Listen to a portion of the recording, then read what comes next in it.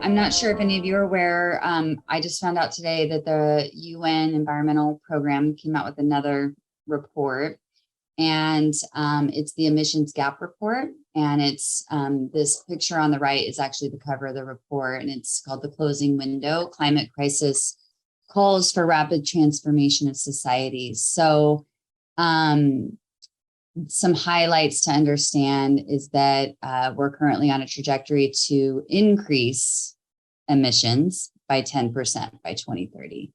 So as many of you are aware, the goal that's needed to be met in order to stay at 1.5 degrees Celsius increase is to reduce emissions by 45 to 55%.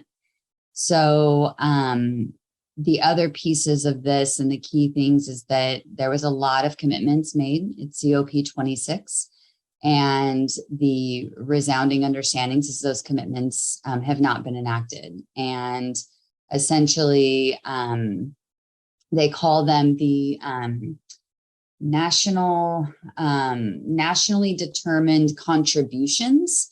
And essentially, many countries have not, are just now getting started.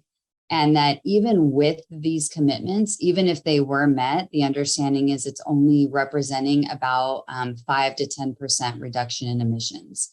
So even the goals that are being set and the commitments these countries have made do not get us there. And these quotes are directly from the report and that I wanted to share because, of course, it ties to the understandings we all already have. You know, as these headline findings illustrate, incremental change is no longer an option. Broad-based economy-wide transformations are required to avoid closing the window. And the climate crisis is part of the triple planetary crisis of climate change, pollution, and biodiversity loss. This year, the world is witnessing compounding energy, food, and cost of living crises, exacerbated by the war in Ukraine, all of which are causing immense human suffering. So, you know, again, not news to us that the time is now. If there's anything that I'm, you know, to take away or to be processing today, it's maybe that the more this information comes, the more the pressures increase, the more it's going to get difficult to not accept what's occurring in our world. And maybe that's a good thing. So I was speaking with John this morning and I wrote down something that he shared, and he shared it a little bit in the beginning, that the increased pressurization is a learning curve. And that you know, this acceptance of for-profit modes that are not alignable, and that everyone needs to meet their own greed in this process in order to make the requisite change to understand there's awakening that needs to occur, and that an orchestrated system that can help us do that and to align towards solution creation is necessary. So this dynamic of these macro events, and how parts of the world are still seeing themselves as separate and in this nationalistic mode of, you know, operating and short-term thinking and profit thinking, corruption. I saw a video today. I didn't realize that something like half of the Arctic is in Russia when you look at the globe, and in Russian territory, and that scientists, well, this was actually Norwegian, but there's a lot that needs to be shared about what's happening in the Arctic from a scientific perspective, as might obviously be understood as it relates to global warming. And because of the war between Russia and Ukraine, they're having challenges with communications and sharing information and acting on it. And I only share this because, and this was also this dynamic of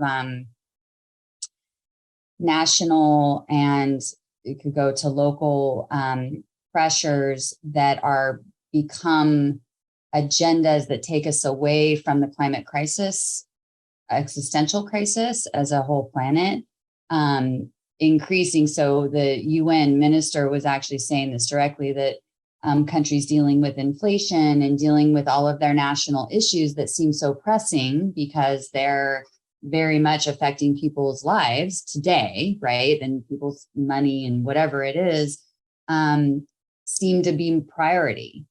And again, it's tainted by all of these ways that people want to keep the status quo in place that says, if I have to give up something, then I don't want it to happen. And that seems to be the conversation from a personal level to a national level. And then I also want to maintain a capacity to have more. So those energies that are the bottom trajectory here of this dotted line, which is the dead end, this is leading us towards us burning down the Amazon, melting the ice caps, and killing off many species. So we need voices to be heard. We need this information to be shared. We need people to understand really what's at stake here and really what they could do. And are we really giving up something? Or are we actually creating something new? And can we be part of that? And put aside all these distracting, corruptive dynamics that are in place to keep us sort of blind to what's truly going on. I wanted to share something too, and this is just a minor off-topic thing, but I think many of you know I'm very passionate about learning about algorithms and social media. And this does relate to fundraising and messaging and videos and things that we create. There's a concept in algorithms called illusory truth. And that, so when we wonder why people aren't getting some of the things that we're doing, why are people not understanding that climate change is a real thing? Basically on YouTube, there are algorithms that have been developed that Google no longer even knows how it works. That essentially if you YouTube climate change, you may at first get climate change videos, and on average 15% of those videos would be misinformation, which is still kind of a lot.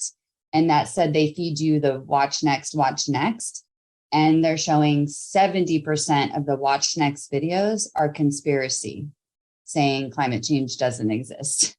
And the questions are, why is that, right? Like, what is driving the algorithms to use that as their engagement model?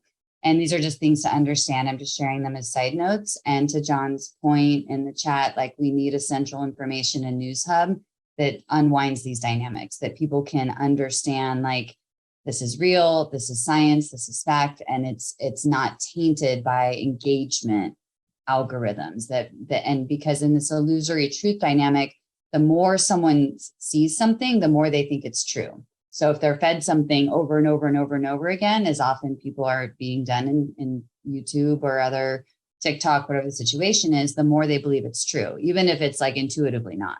So again, having this